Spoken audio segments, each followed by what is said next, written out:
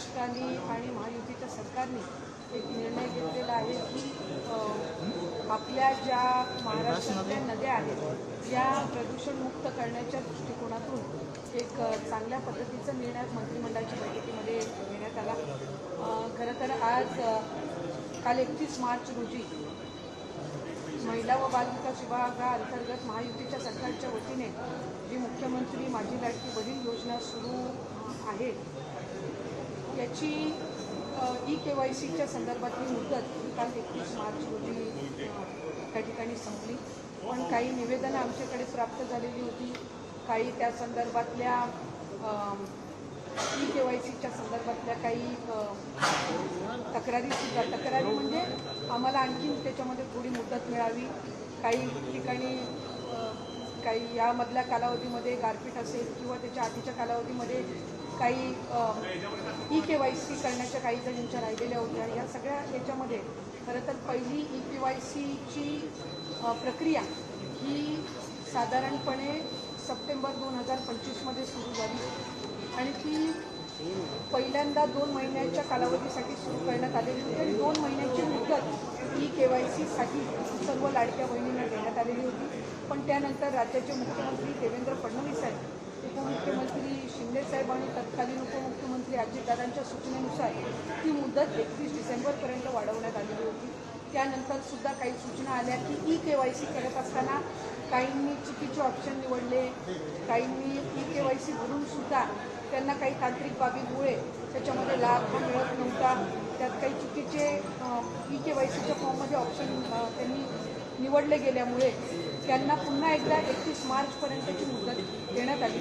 ती मुदत ही आता या महिन्याच्या कालावधीपर्यंत आम्ही वाढवत आहोत, म्हणजे 30 एप्रिलपर्यंत ही मुदत ही राज्याचे मुख्यमंत्री देवेंद्र फडणवीस साहेब, उपमुख्यमंत्री शिंदे साहेब आणि उपमुख्यमंत्री सुनेत्रा काकींच्या सूचनेनुसार ती वाढवण्यात येत आहे। त्यामुळे आपल्या माध्यमातून सर्व लाडक्या बहिणींना विनंती राहील की ही जी अंतिम संधी की आपलं काही KYC करत असताना जी काही चूक झालेली असेल त्या दुरुस्तीसाठी ही देण्यात आलेली आहे आणि 30 एप्रिलपर्यंत ही मुदत महायुतीच्या सरकारच्या वतीने आदरणीय मुख्यमंत्री फडणवीस साहेब, शिंदे साहेब आणि सुनेत्रा काकी यांच्या सूचनेनुसार जी आम्ही वाढवतो।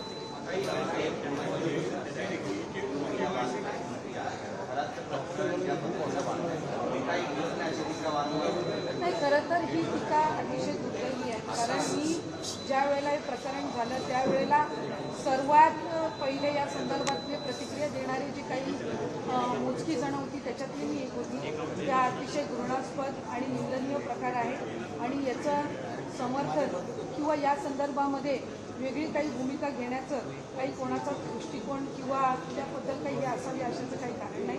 मी त्यावेळेलाही स्पष्टपणाने म्हटले होते की राज्याचे मुख्यमंत्री देवेंद्र फडणवीस साहेबांनी त्या संबंध प्रकरणामध्ये एक SIT स्थापन केलेली आहे, त्याचा संपूर्ण जे काही त्या SITचे जे इन्चार्ज आहेत त्या एक महिला अनुभवी पोलीस अधिकारी त्या ठिकाणी दिलेल्या आहेत आणि जी राज्याचे मुख्यमंत्री देवेंद्र फडणवीस साहेबांची भूमिका आहे त्यांच्या मंत्रिमंडळातलीच मी एक सदस्य आहे। त्याच्यामुळे जी मुख्यमंत्र्यांची भूमिका तीच मंत्रिमंडळातली मंत्री म्हणून ही त्या ठिकाणी माझी भूमिका। त्यामध्ये एक गोष्ट आहे की ज्या महिलांवर त्याच्यामध्ये अन्याय झाला, ज्या पीडित महिला आहेत यांना न्याय देणं, यांना न्याय मिळणं हा त्याच्यातला मूळ आणि प्रामुख्याचा मुद्दा आहे आणि त्या संदर्भामध्ये आम्ही मुख्यमंत्री महोदयांनाही विनंती केली, एक महिला म्हणून मी केली, एक लोकप्रतिनिधी म्हणून मी केली आणि महिला व बालविकास विभागाची मंत्री म्हणून मी केली की त्या पीडित महिलांना न्याय मिळाला पाहिजे हे, आणि त्याच्यामध्ये जे कोणी दोषी असतील त्यांना कठोरातली कठोर शिक्षा ही त्या ठिकाणी झाली। ते मला म्हणजे पक्षांतर्गत किंवा अशा पद्धतीनं कुठेही त्या संदर्भातली चर्चा आज आमच्या कॅबिनेटच्या पूर्व बैठकीमध्ये झाली नाही।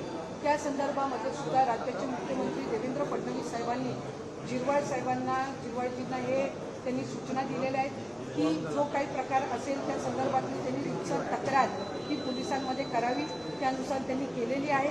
त्या संबंध व्हिडिओ त्या सगळ्या प्रकरणाची शहानिशा झाल्याच्या नंतर माननीय मुख्यमंत्री महोदय फडणवीस साहेब असतील आणि आदरणीय आमच्या नेत्या सुनेत्रा काकी असतील त्या संदर्भात योग्य तो निर्णय घेतील।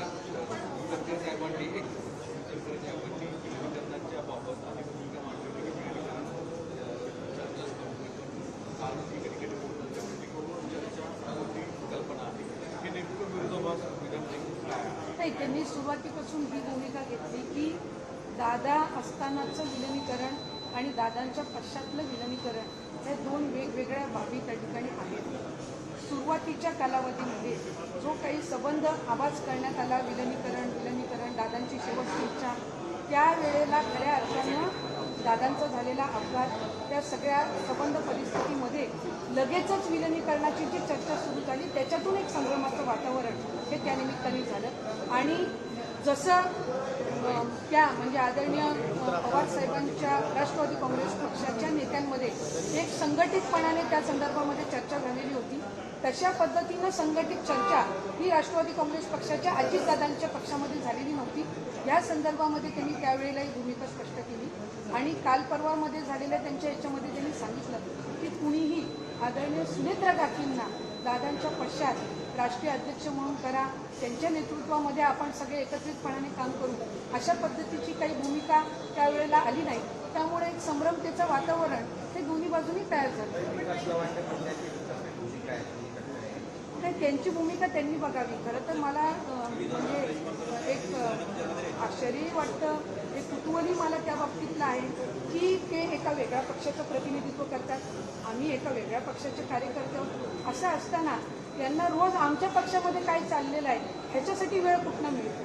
त्यांनी त्यांच्या पक्षाची जी संघटना आहे ह्याच्याकडे जास्ती लक्ष द्यावं. आम्ही आमच्या पक्षाच्या संघटना वाढीसाठी सुनेत्रा काकींच्या आम्ही नेतृत्वाखाली काम करत आहोत. या उलट माझी त्यांनाही विनंतीपूर्वक सूचना राहील की आपण जर बघितलं तर स्थानिक स्वराज्य संस्थेच्या निवडणुका, मग ते महानगरपालिकेच्या असो किंवा जिल्हा परिषदेच्या असो, आदरणीय आमचे नेते अजितदादा हयात असताना काही जिल्ह्यांमध्ये राष्ट्रवादी काँग्रेस पक्षाचे दोन्हीही कार्यकर्त्यांनी एकत्रितपणाने लढवलेली आहे.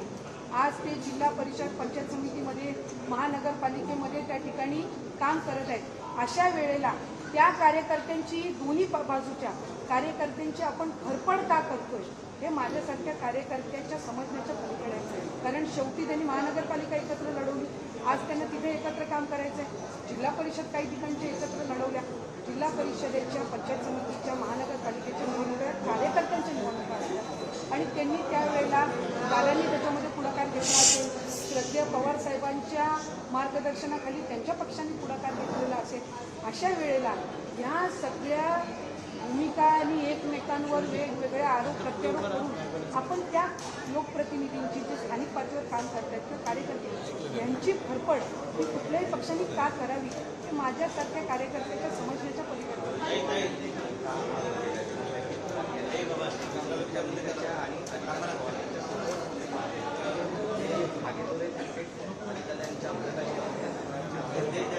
खरं तर हा महाराष्ट्र पुरोगामी महाराष्ट्र म्हणून ओळखला जातो, विकसित महाराष्ट्र म्हणून ओळखला जातो. खरातांचं झालेलं प्रकरण हे अतिशय निंदनीय, एकदम निंदनीय. त्याचं समर्थन किंवा त्याची बाजू किंवा काय हे कोणीही कुठल्याही बाजूने घेण्याचं काही कारण नाही. आम्ही सगळेच मग कुठल्याही पक्षाचे असो, आज लोकप्रतिनिधी म्हणून मी असेल, त्यांच्या पक्षाचे काही असतील, त्यानंतर शिवसेनेच्या दोन्ही बाजूचे काही असतील, काँग्रेसचे असतील किंवा भारतीय जनता पक्षाचे असतील, कुठलाही नेता यांनी कुठल्याही घटनेचं समर्थन हे केलं नाही. एक आहे की सगळ्याच राजकीय मंडळींना, सर्व पक्षाच्या हा एक धडा आहे की पुरोगामी महाराष्ट्रामध्ये आपण वावरत असताना एखाद्या कुठल्याही गोष्टीच्या आपण कुठल्याही बाबतीमध्ये एक सल्ला घेणं किंवा वेगवेगळ्या पद्धतीनं म्हणजे आपण त्यांच्याकडे बोलतो ना काय पुढचं जाणून घेण्याच्या दृष्टिकोनातून असेल तर काय असेल, या सगळ्या बाबतीतला हा सगळ्याच राजकारण्यांना मिळालेला एक धडा आहे. पण या आपल्या माध्यमातून मला आणखीन एक सांगायचं आहे की वेगवेगळे फोटो याच्यामध्ये आले, वेगवेगळ्या नेत्यांचे फोटो आले, वेगवेगळ्या राजकीय पक्षातले ते होते. कुठल्याही राजकीय पक्षातल्या नेत्यांनी त्यांनी जे कृत्य केलं आहे त्याचं समर्थन केलं का, त्याची बाजू कोणी मांडली का, नाही. याचा अर्थ असा की वेगवेगळ्या सार्वजनिक कार्यक्रमांमध्ये त्यांची भेट झालेली असेल, याचा अर्थ असा नाही की हे जे निंदनीय प्रकरण झालेलं आहे याचं कोण समर्थन करतं का हे त्यांना माहिती होतं. त्याच्यामुळे याच्यामध्ये पडण्यापेक्षा आज राज्याचे मुख्यमंत्री देवेंद्र फडणवीस साहेबांनी SIT जी स्थापन केलेली आहे, त्या चौकशीमध्ये ज्या काही गोष्टी आहेत त्या शहानिशा होतील. आज बघितलं कोणी महिला कुठल्याही पक्षाचे असो कुठल्याही यांच्यावर आरोप करत आहेत. कोण रश्मी वहिनीचं नाव घेतं, कोण इथं नीलमताईंचं नाव घेतं, कोण माझ्याही संदर्भामध्ये मी भूमिका स्पष्टपणाने मांडत नाही, ह्या संदर्भामध्ये नाव घेतो. त्यामुळे ह्या सगळ्या ह्याच्यामध्ये आपापसातली बदनामी करण्यापेक्षा एक राजकीय एक विचारधारा की महाराष्ट्राची विचारधारा म्हणून सगळ्या पक्षांचे मी वेगवेगळ्या सार्वजनिक कार्यक्रमांमध्ये त्यांना भेटले असतील. याचा अर्थ असा होत नाही की या निंदनीय घटनेची कोणाला माहिती होती किंवा हा जो प्रकार सगळा याबद्दल कोणाला माहिती होती. जर माहिती असती तर कुठलाही महाराष्ट्रातला राजकारणी हा त्यांना भेटला नसता, याची मला एक लोकप्रतिनिधी म्हणून खात्री.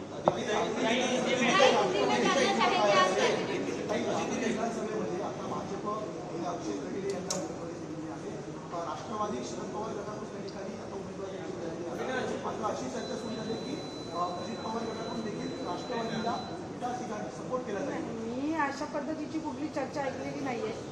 आम्ही महायुतीमध्ये आहोत, त्यामध्ये भारतीय जनता पक्ष, राष्ट्रवादी काँग्रेस पक्ष, अजितदादा आणि त्याचबरोबर शिवसेना एकनाथ शिंदे साहेबांच्या नेतृत्वाखाली आणि आणखीन आमचे घटक पक्षही आहेत. ही महायुती आहे. जशी बारामतीची पोटनिवडणूक आहे ज्याच्यामध्ये आदरणीय सुनेत्रा काकी त्या राष्ट्रवादी काँग्रेस पक्षाच्या उमेदवार जरी असल्या तरी त्या महायुतीच्या उमेदवार आहेत, ज्याचा उल्लेख आदरणीय फडणवीस साहेबांनी केला. तशाच पद्धतीनं राहुरी ही महायुती म्हणून त्या ठिकाणी आम्ही लढवण्याच्या दृष्टिकोनातून पावलं उचलतो. आज दोन गंभीर आरोप केलेले आहेत. एक म्हणजे नरेश अरोरांबाबत की नरेश अरोरांच्या सल्ल्यानुसार काही आमदारांचं निगेटिव्ह मार्किंग होते, अजितदादांनी तिकीट कापण्याचा प्रयत्न आपल्याला केला होता. दुसरा असा आहे की भाजपसोबत त्यांच्या हात मिळवणी होती म्हणून कमी जागा मला असं वाटतं की अमोलजी हे आमचे सहकारी राहिलेले आहेत. विधान परिषदेमध्ये त्यांनी 6 वर्ष आदरणीय अजितदादांनी त्यांना त्या ठिकाणी संधी दिली. ते वेळोवेळी पक्षाच्या वतीने सुद्धा भूमिका त्या ठिकाणी मांडत आलेले आहेत. जर दादांच्या म्हणजे सूचनेनुसार दादांच्या मार्गदर्शनाखाली एखादी जर एजन्सी पक्षाच्यासाठी कॅम्पेनिंग करण्यासाठी निवडली त्यावेळेला गेलेली असेल आणि त्या संदर्भामध्ये त्यांच्या काही शंका कुशंका असतील जर त्यांच्या मनामध्ये पक्षाच्या हिताच्या दृष्टिकोनातून, पक्षाच्या पुढच्या वाढीच्या दृष्टिकोनातून, तर मला खात्री आहे की आदरणीय सुनेत्रा काकी असतील, आदरणीय पारदादा असतील, हे त्यांना ज्या काही त्यांच्या शंका कुशंका असतील अमोलजींच्या त्याचं निरासन ते निश्चितपणाने करतात.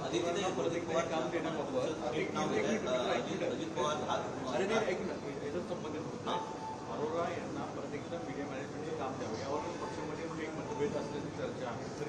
नाही, मला वाटतं काय की वेगवेगळ्या पद्धतीनं वेगवेगळ्या शंका कुशंका या एका कॅम्पेन एजन्सीच्या बद्दलच्या त्या ठिकाणी रंगवल्या जात आहेत. त्याच्याहीपेक्षा महत्त्वाचे विषय आज राज्यामध्ये आहेत. आज राष्ट्रवादी काँग्रेस पक्ष म्हणून दादांच्या पश्चात पक्ष कसा आदरणीय सुनेत्रा काकींच्या नेतृत्वाखाली विस्तारित करावा असा मोठा प्रश्न आमच्यासमोर असताना एका एजन्सीच्या ह्याच्यावर शंका कुशंकावर आम्ही किती वेळ घालवायचा आणि ती ठेवायची नाही ठेवायची काय करायचं ह्याबाबत आमच्या नेत्या म्हणून सुनेत्रा काकी निर्णय घेतील.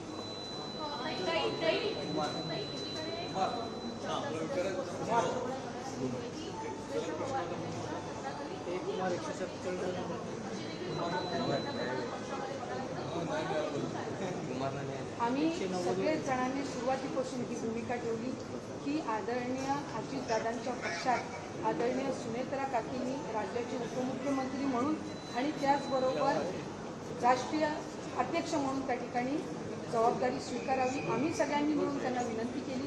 त्यानुसार त्या आज राष्ट्रीय अध्यक्ष म्हणून सुद्धा आहेत, उपमुख्यमंत्री म्हणून सुद्धा आहेत. त्यांच्या नेतृत्वाखाली आम्ही काम करत आहोत आणि उद्याच्या घडीला जर त्या संदर्भामध्ये जो काही निर्णय घ्यायचा असेल हे सगळे अधिकार आम्ही आदरणीय सुनेत्रा काकींना दिलेले आहेत. आमची भूमिका इतकीच आहे की आम्हाला सुनेत्रा काकींच्या पाठीशी ठामपणाने कार्यकर्ता म्हणून उभं राहायचं आणि कार्यकर्ता म्हणून उभं राहत असताना त्या पक्षाच्या हिताचे त्या ज्या काही निर्णय घेतील त्याच्यामध्ये आम्ही सगळेच जण त्यांच्या पाठीशी आहोत.